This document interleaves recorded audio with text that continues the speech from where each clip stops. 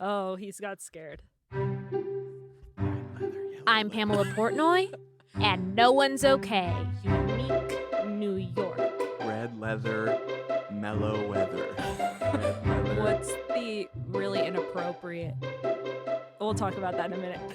Welcome back to No One's Okay. I am back. I'm here today with an actor, a writer, a director. And in case I said that too fast, I am here today with an actor, a writer, a director. His short film, The In-Between, has won several awards at film festivals, including Best Indie Short at the IndieX Film Festival, Best Original Score at the Global Film Festival Awards, and the New York International Film Awards. His name is Jack Norris. I bet you didn't think I'd come that prepared, did you? Hello, Miss Portnoy. Hi, Jack Norris. How are you today? I am good. I'm very well. Excellent. Just to be clear, I didn't direct the short film, but You wrote it. I did. Yeah. Yes. So you wouldn't consider it yours. I'm a part of it. All right. Part of it. Teamwork. Everyone that was a part of it should consider it theirs, Yes. in my opinion. Yes. It's lovely. We just got news the other day that we got into the Beverly Hills Film Festival Congratulations. next week. That's awesome. Marks the end of the run. Fantastic. Yeah. Where does that take place? That one's virtual. Okay. Yeah. It's Okay. online, but Amazing. yeah, marks the end of the festival run. Congratulations. Thank you. And on to the next. Yep. Can you tell our listeners a little bit about yourself? Tell us about your journey. How did you get to sitting right here in front of me? Start from birth to now. All right. No, share whatever you want. It was July 25th. It was a gloomy day. 67 degrees. I don't know why in July, but okay. It was a hot summer day. Let's see. So I grew up in South Orange County, Mission Viejo area, Mm-hmm. close to where you went to school. Mhm. UCI, go Anteaters. Go Eaters. Go Eaters. Damn. My sister went there. Really? Yep. Amazing. Yeah, so I grew up in Mission Viejo area, went to middle school, high school there, found theater kind of early on in grade school. I don't think it was by choice. I was painfully shy kid. I was kind of, I think, pushed into it a little bit. Who pushed you into it? I think my mom Okay. did, and this, for whatever reason, the school I went to had like a big theater production school, and the person who was running it kind of, I think, had talked to my mom and noticed how like painfully shy I was, and they kind of like threw me into it. So I started doing a lot of like musical theater stuff at this school. I'm talking like early, like first, second, third, fourth grade. Wow. Started doing that, kind of taking an interest in dancing and music, and started playing the drums. But none of my friends were really doing this, so I kind of drifted away from it a little, I think is what happened. And I started playing sports, basketball, tennis. I think basketball was sort of the through line. Played basketball in grade school, high school, which you did also. I did also, but I was bad. Pam was a captain of her basketball team. You were the point guard, and Yeah. I was definitely captain, and we never won a game. It's fine. I was horrific. Not a single game. Not while I was captain, no. We won a lot, like when I was a bench warmer. Mm-hmm. And then, of course, all the seniors left, and I had to step up to the plate and lead the team to a lot of losses. And it was a very small school, right? Very small Yeah. school. What about yours? There's probably like 400 people per class. Okay. So maybe like 2,000 students, 2,500 students. So like an average size. Yeah, Public private school. private Catholic school. Oh, okay. Yeah. Wow. Well, Okay. yeah, went to Catholic school K through senior year of high school. Uh-huh. So, yeah, not as big as the public schools that were near us, but big enough to To be good to be on the team. I guess. See, that I wasn't made the it on case for me. You were just like, all right, what do we've got here? Like they Miss really Portnoy. need someone on the team. Yeah. It was so small that like after basketball season, my basketball coach was coaching lacrosse, and he's like, we really need another player. Can you just like be on the team? I was like, okay, I don't know the rules. I don't know how to play, but I was on the lacrosse team as well. So You did it all. I did it all. So please continue. Oh yeah. What was I saying? So yeah, I went to high school down there, went to college down in San Diego, graduated from San Diego State. I graduated with a business degree.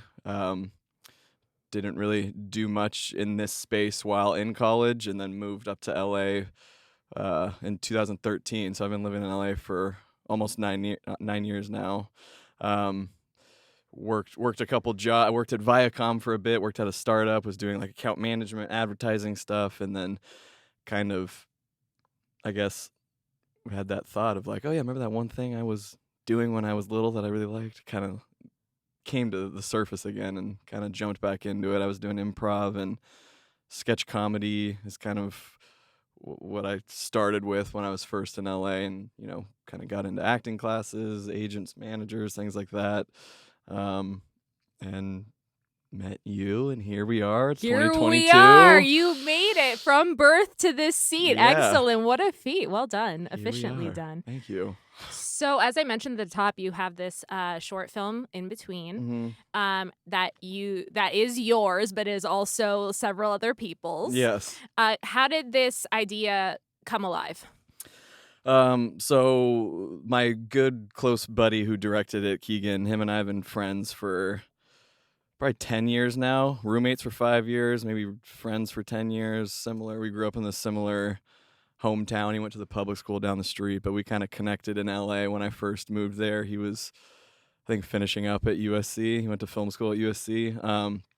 So we started doing sketch comedy together, and this short film, I think, was the first thing that we had done together that wasn't comedic, and it was a full drama. But I mean, the idea itself kind of just came from wanting to tell a story about what seems to be like a neglected phase of cancer, which is life after cancer is gone.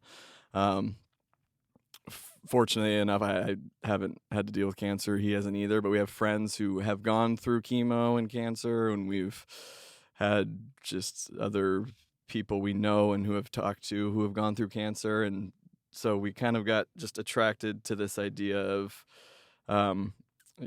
what happens when the cancer is gone. Because, I mean, typically you hear cancer stories and you know what happens when, you're getting diagnosed and the fear of cancer coming back. And I can't imagine how terrifying that is. But people, I think, tend to think that once it's gone, you're sort of celebrated as this hero and you're back into society and you're sort of free of illness and you're, back to normal. And I think what we learned from talking to people in reality is, for some people, I guess, the hardest part is when the cancer is gone.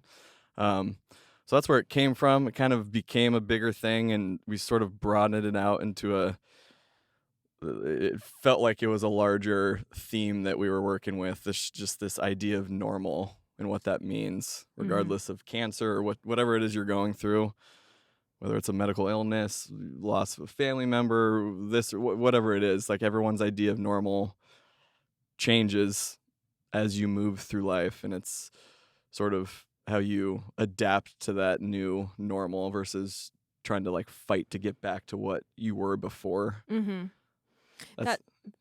That's beautiful, and I think it's super important. I think I mentioned to you the first time you told me about your film that I have a friend that has a nonprofit organization called Cuckfancer that basically their goal is to help those that are in remission and trying to get back on their feet and trying to start their life again, help do that. I think that is a very specific and very prevalent thing that survivors deal with. And so I think it's beautiful that you guys tackled that. And I think it's kind of hard to put all that into words. So how did you do that? Did you talk to your friends that went through it? Yeah, we had one friend specifically who went through cancer, non-Hodgkin's lymphoma is I think what she had, and she actually has a podcast where she talks about it. It's called Cancer Actually Fucking Sucks, and she interviews other cancer survivors, and that really gave us inspiration just from talking to her firsthand and hearing about just how tough it is to just jump back into reality after you're not only going through something that's, chemo itself is is one thing, you know, and then cancer is another thing. The two of them combined, I think, just takes a toll on you physically, mentally, emotionally, your brain function, even like maybe even changes. And so I think, yeah, just talking to her, watching other people's stories and videos online, Mm-hmm. kind of just inspired us for that jumping off point. We were both kind of like, ooh, I don't know if we've ever really. We just felt like we had like a unique angle, you know, Absolutely. like the post life cancer versus the doctor in the room telling you that you have cancer. Right. Yeah. No, that's important. And I like that you guys decided to dive into that material, even though it's like incredibly, I imagine, difficult subject matter. Mm-hmm. So you produced this film and wrote it. Mm-hmm. Keegan directed it, and you starred in it. Yeah. Where did you draw the line between writing it, producing it, and then acting? Because I feel like, is there a moment where you're like, okay, I'm too close to it, I need to focus on this thing more? I think the writing and acting for me felt very hand in hand. Being with the script for so long, I was able to like try to come up with who this character was and what it felt like to go through that, or at least try to. The doing that plus trying to produce it and like find locations and hire crew and do this and do that, that's what kind of gets difficult. Mm-hmm. Or I can imagine that getting very difficult on a very large scale if you're doing that on like a huge set. This is a very, you know, small indie film. There was maybe 15 of us on set. So the most difficult part for me was the like producing and trying to organize things and then going into action. This is, I have like a stupid question that just like jumped to mind. Like, where do you even start when it's your first time?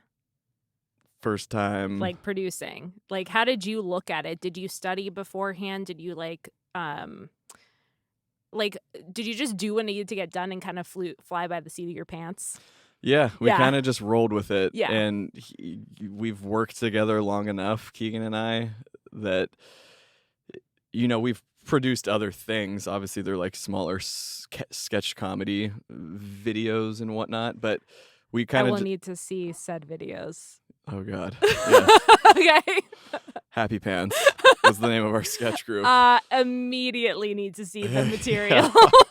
It's out there. Okay. But I think it was just a component of just doing it and kind of already having an understanding of somewhat how things work. I've always been as interested in what happens behind the camera as much as I am with what happens in front of the camera. So just bringing that into it and just kind of figuring it out. Mm-hmm. Yeah. Interesting. Rolled with it. Yeah, I would imagine that the writing does help in character development because, you know, a lot of times, you know, when you want to like dive into what the character's like, there's like journaling. And I think you in the act of figuring out who this guy is, you kind of inherently are doing that work. Yeah. You're right. In the writing Yeah. process, you're kind of already building the character while you're doing it. And that's what I've kind of liked as of recently over the last year or two is it's like, if I can't book jobs here, I might as well just write something and make yourself work. Put myself in it, or, you know, yeah. Even if I wasn't in between, I would still feel equally like fulfilled and pleased by it, just with like the whole process from start to finish and creating something and actually like having it like a finished product. Yeah. How do you and Keegan work together? I know I was starting to ask you about this, but I never got your entire answer. I was like, who's the more uptight one? Who's the more laid back one? And you're like, we're both kind of the laid back one. I'm like, well, how does that work? Yeah. How does anything get done then? Yeah, I mean, yeah, I was telling you, we're both laid back, I think, because of the nature. We grew up in Orange County, so it's like SoCal, just, hey, bro, we just kind of roll with the punches, this and that. You know, it's very different than like, I don't know, I would say like a New Yorker vibe. But I probably am more of the like the aligner and like the, all right, let's get this done, this done, this done. He's also, he works full time. He's an editor and sound designer and re-recording mixer. He works in the industry as an editor, and he's a very talented writer and director. And I at times feel that I'm the one that's sort of more putting things in order. And then kind of going to him once we need to like collaborate on something. I can't speak for him, but we should get him here next time. Yeah, he's very creative. I want the real tea. Yeah, we gotta get him in here. He's a creative mind behind a lot of things. He's a great writer and director and editor, and so when we collaborate on that, it's great. But I feel like when we're making something like a 13-minute short film, I need to like pick up the other stuff and do things that I might not be interested in, but that just need to get done. That makes sense. Yeah. So when you're collaborating with people like Keegan, or even in like a moment before you're stepping on stage, I think there's a moment of vulnerability and letting go of control. How does someone that used to be painfully shy handle moments like that? I think it's just gotten easier, because that wasn't an easy thing at first for me. Yeah. It's still tough. I've gotten better with it, but yeah, just letting go of control and being vulnerable, I think, is a product of just, I had an old teacher, what was this? It was just being unapologetically yourself. That's always stuck with me. Yeah.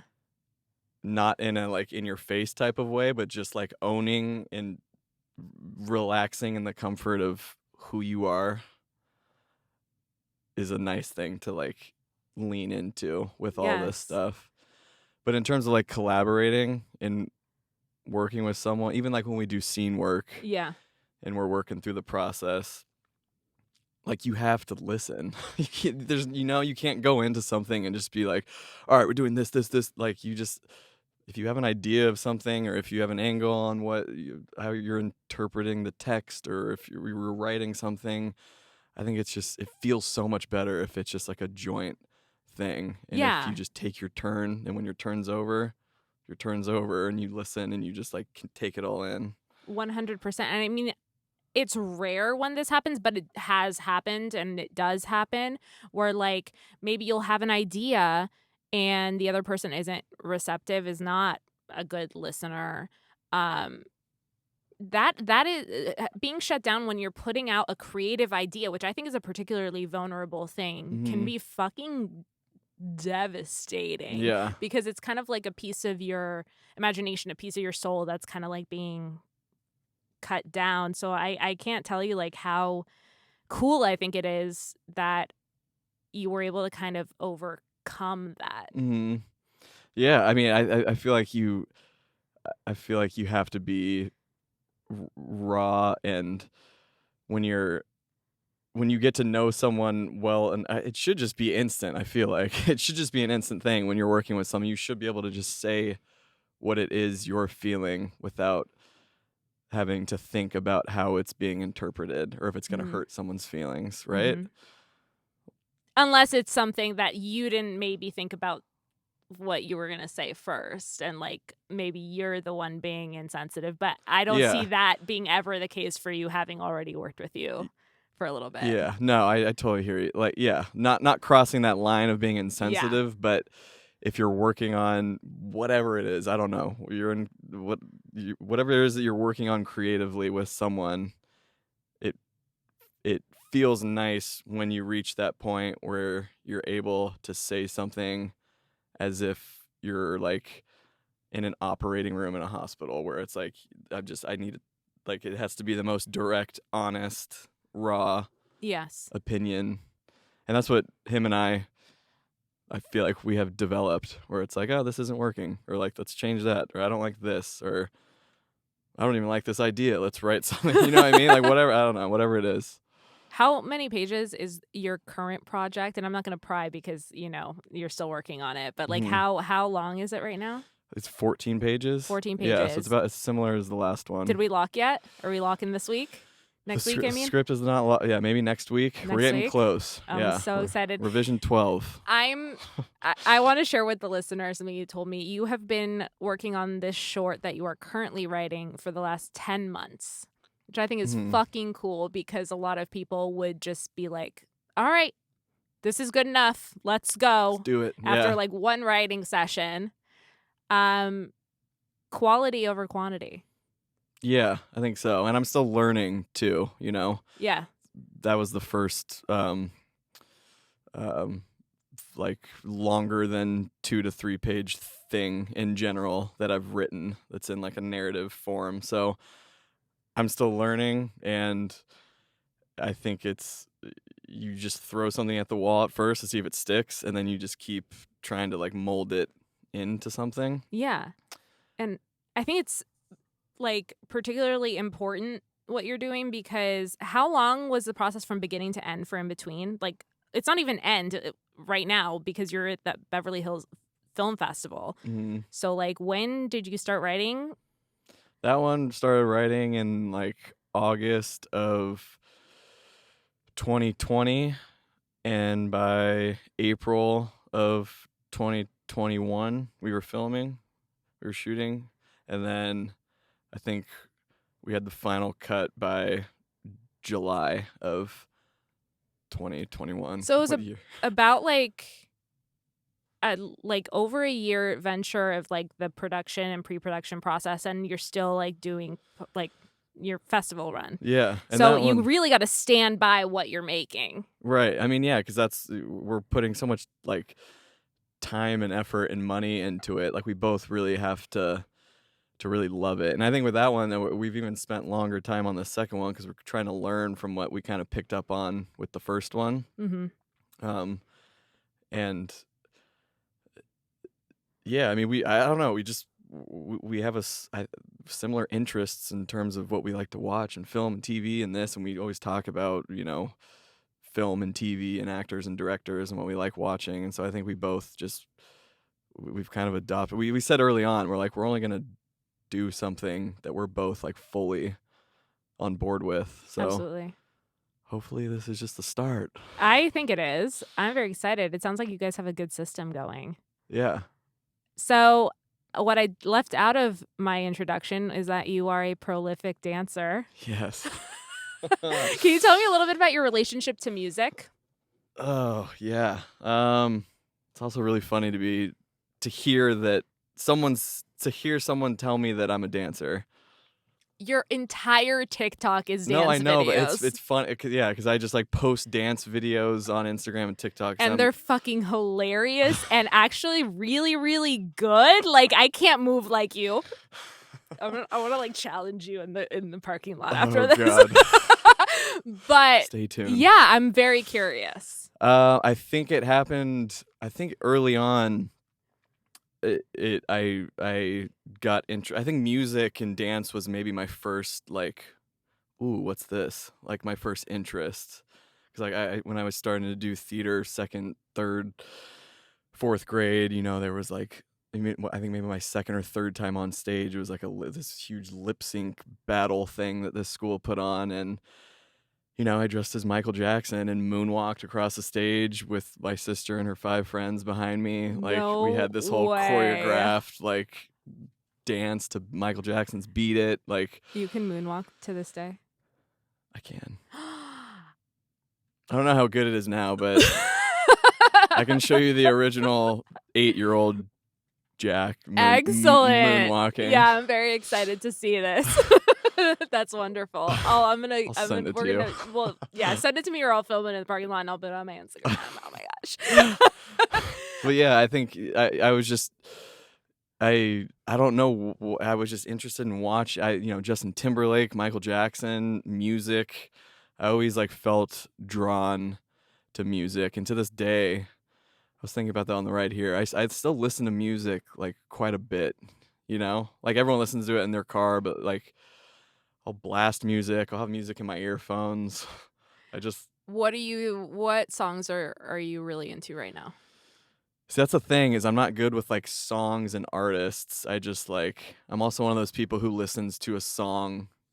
I can listen to a song on repeat. Until I absolutely can't stand it You do anymore, that? and then I kill it for myself. You do that also. I do that so much, and I don't know what that is. Is it a comfort thing? I think it's a comfort thing, and I don't know, music just makes you like see things, or at least for me. Like when I hear a song that I really like, I think I like it so much because of the way it makes me feel and like what I can like envision while I'm listening to it. What do you envision? A choreographed dance to a specific part of that song. Okay. That's so interesting. Because you literally said, I see things, and that made me think of this artist that I follow on TikTok. I'm freaking out because I'm forgetting her name and I feel bad, but she has synesthesia. Have you heard of synesthesia? No. It's like a condition where when you hear music, your senses get crossed. So like when she hears music, she sees patterns of color. Whoa. And so she paints songs. And so I actually commissioned like a little painting by her a while back, and I sent her, a song title that I wanted her to paint, and she sent it to me, and it's really, really cool. That's amazing. Yeah. And some people get it with like crossing words and taste. Like her husband, even, I don't know how they found each other, but like her husband. The only other person in the world. I know a lot of people have it in different kinds of forms, but his is taste. Like she'll say, honey, like, what does this word taste like? And he's like, it tastes like corn chips. Whoa. What a superpower. Yeah, I don't have that, but I was like, what do you actually see when you're hearing these songs? That's wild. Yeah. I've never heard of that. It's kind of cool. I'll show you the painting next time you're around. Yeah. This is amazing. Yeah, but so it's not to that extent. But I'll listen to a song that I really like, and I'll maybe like think about how like a dance move I could do to that part, and then maybe a week later, that dance video will appear on my Instagram or TikTok. I love it so much. Do we know what your next video is going to be? Haven't found the next song. Okay. No, once I hear it, it's just the process begins. Any requests, listeners? Feel free to send an email or put it in our comments on our Instagram, and Jack I will make sure of it, make a dance to it. I'll moonwalk. Amazing. So, what keeps you motivated? What keeps me motivated? Mm-hmm. I think being around other people who are in it. Mm-hmm. You know what I mean? Yeah. Like that's why this class that we're in now together that I've found is so great. I think other people finding their groove. Mm-hmm.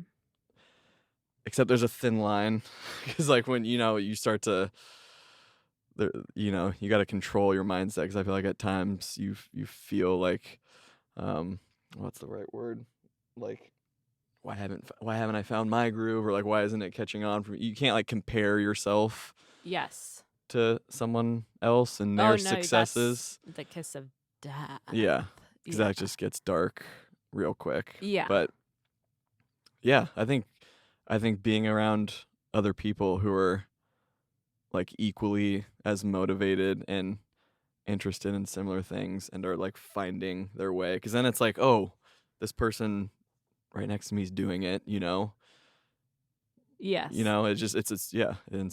inspires you, gives you motivation. How do you deal with the rejection that we deal with? Like, how do you take care of your mental health? The rejection, I've started to like not even think about it as rejection anymore. Same, actually. You have? It's weird. I was thinking about this yesterday. I used to like wait up to hear. Oh yeah, like follow up with my agent. Like, hey, did you hear back from this? Or just like second... being like, okay, well maybe doing the mental math. Okay, like I sent it in at this time, so maybe like math that like you have no business like doing in your head because you don't know how certain offices work. I think a lot of them operate, of their own accord in different styles, and like you don't know how many people they saw for the role, hundreds, thousands. Yeah, like I used to do that math of like, okay, I sent it in now. This is when they're going to be watching it. This is probably when we're going to all be. It's all bullshit. Yeah. So now I'm like, how does that help me at all? Yeah. It doesn't. Yeah. At all. No. Yeah. And so that's I've done the same thing recently where it's I do what I feel like I have to do, and then I tune it off, and it's all rejection. So it's not even like a rejection anymore because there's no alternative. I mean, like booking is, you could still do an incredible job Yeah. and still get rejected. Yeah. Yeah. I guess you just flip the switch and make it more about doing the work, whatever it is. You get the audition, you do the work, you put in the time, and then you like that is the work. It's not like getting that email that you're put on a veil or that you booked it. Mm-hmm. Because that's just like the name of the game, right? It's all rejection. So I think you just get like a tougher skin as time goes on. Mm-hmm. And I think that's maybe why too I've always been drawn to just creating my own things. Sketch comedy, just videos, short film I've found recently is kind of like this new thing that I really like. This is this for me. Yeah. Yeah. Yeah, If you don't stay creative, you're Right. gonna go drive yourself insane. Yeah. Yeah. So creating and keeping that muscle moving also, or in a way, it kind of makes you forget a little bit about how much we get rejected. So much rejection. So what? Again, what do you do for your mental health? Do you what are your I self-care didn't answer your question. activities? No, you didn't. Not well enough. I need specifics. Do you take a bubble bath? Do you go to the beach? Do you have coffee with your? What do you do? I think physical activity is probably my number one. Yeah. I try to make going to the gym an hour of my day, not every day, but maybe 4 times a week. I wish you guys saw him sit down in this chair.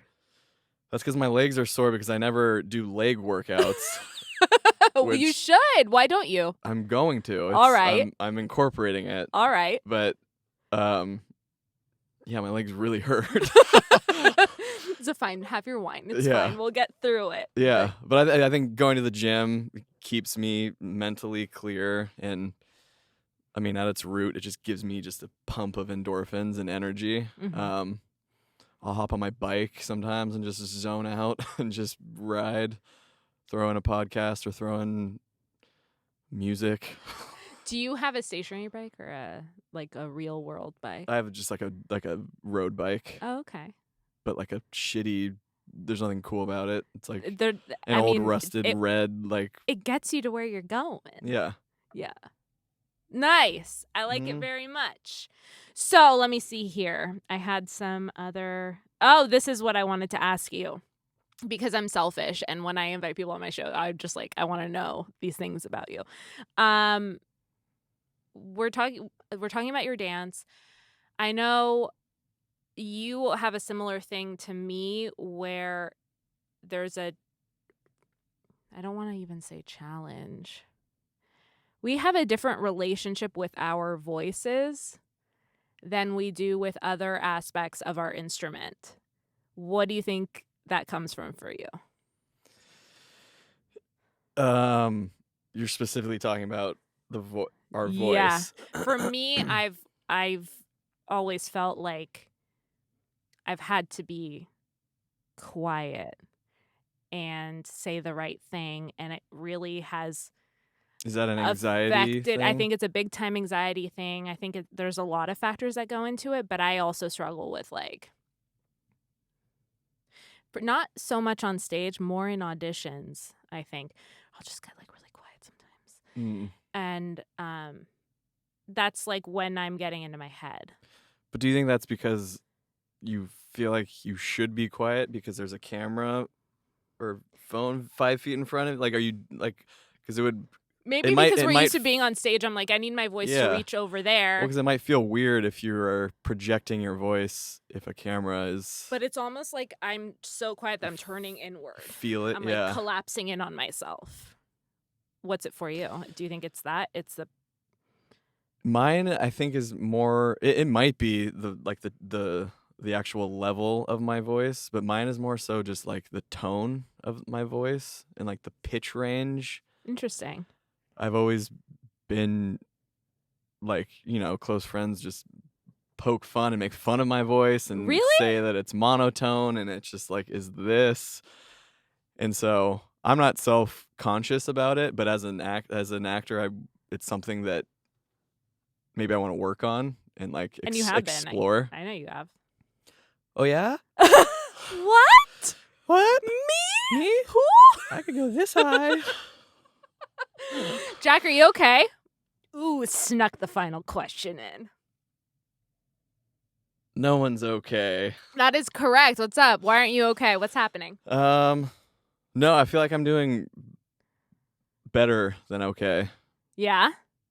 at this exact moment. Yes. Oh, good. Yeah. I feel, Very good. I mean, there's been a lot going on this week. Yeah. There's been a lot of heavy stuff going on. I've definitely felt that. I've just been like kind of paying attention to just all that craziness that has been going on.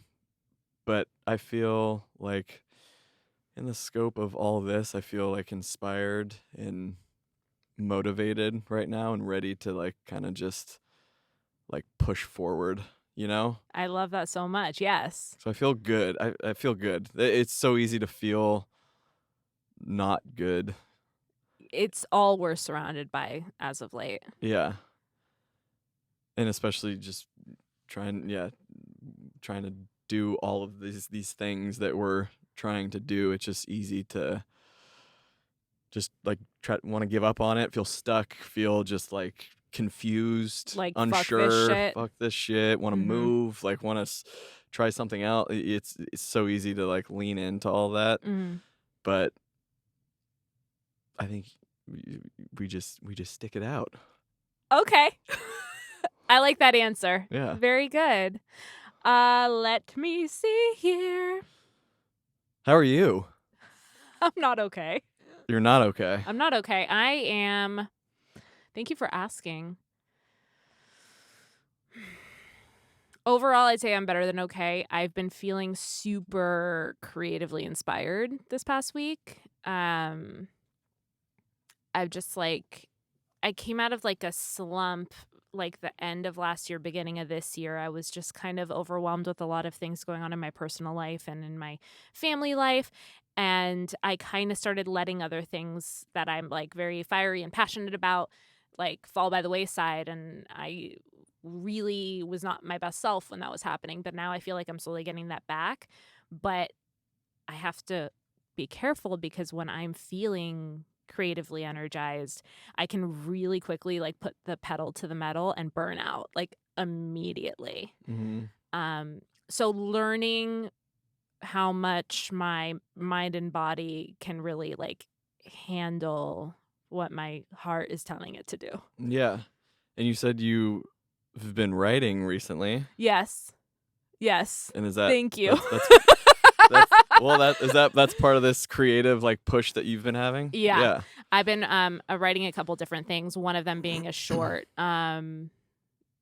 that I am probably not going to be writing 10 months on, but it's like a very, very simple concept. I'm going to send it to you. I'm going to just send it to you without even asking if I can to see what you think. But I think it's like dark comedy and very simple, like one location kind of fun. Nice. Very stylistic. Yeah, I want to read it. Okay. When it's done, I will send it to you. Yeah. But yeah, just that and the podcast. I really love having meaningful conversations with awesome people. Mm-hmm. So that always brings me inspiration, especially when things are slower, when auditions aren't coming in. It's like, okay, I don't want to ever feel like I'm waiting for something. Right. When that does happen, do you feel also that it's nice to lean on your backbone of people that you have, like your community of other Yeah. creatives and actors and whoever, Yeah. because I feel that way too, because we're all sort of can relate, and we all have friends outside of this obviously too, but it's nice to to be able to relate to some of that when you're going through it. Yeah. It's completely different because I have wonderful friends that are not in the industry and they're very empathetic people, but it is different when someone's literally going through the same thing that you are. Mm-hmm. And having that supportive community. I was thinking about that last night. We all went out after class and I was just like so happy. It wasn't just the wine, Jack, calm down. But I was just like so happy because it's that one time of week that you don't have to dress any of it up. Mm-hmm. Because everyone is just very raw and real about, what they think and how they feel, and lots of big personalities, but it's so I don't know, it's warm. It's warm. Yeah, I know it's hard to explain that feeling of when you're around someone else who you just know is like in a same sort of mindset and like pursuing something that you can just feel is similar. Yeah. 100%. Yeah. Thank you for joining me today. Thank you for having me. Of course. Where can our listeners follow you and what are you working on next? If you want dance content. Yes, you do. You do want dance content. All right. Dance content can be found on my Instagram at Yak Norris. Jack Norris was already taken, so it's Y instead of J. Mm-hmm. And yeah, it's all on there. Uh-huh. And then what if they want other content? Your film content? It's all on there. Are you going to put it on there? Yeah. Beautiful. It'll all be on there. Excellent. Guys, follow him. You will not be disappointed. Thanks for joining Just me. snorted. We'll see you guys next time. Bye. This podcast was produced by Jason Crow and me, Pamela Portnoy, with music by Jordan Ross Weinhold. You can follow the show on Instagram and Facebook at No One's Okay, and please don't forget to subscribe and leave a review. We love kind reviews. No One's Okay is also on YouTube, so if you want to see our faces, please subscribe to our channel. An extra special thank you goes out to Sean Moore, Claire Palmer, Jackson Palmer, Tiffany Haymoff, and Alexa Marie Anderson. This podcast was recorded at Soundworks Studios. Thank you so much for listening. See you next time.